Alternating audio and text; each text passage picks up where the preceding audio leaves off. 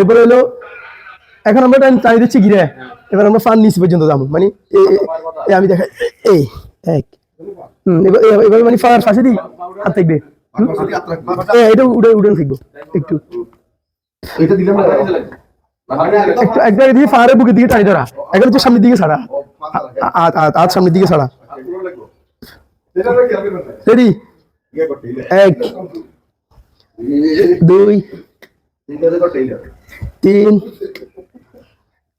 4 5 6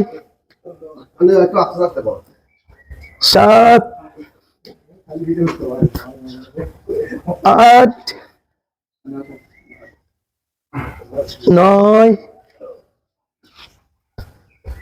10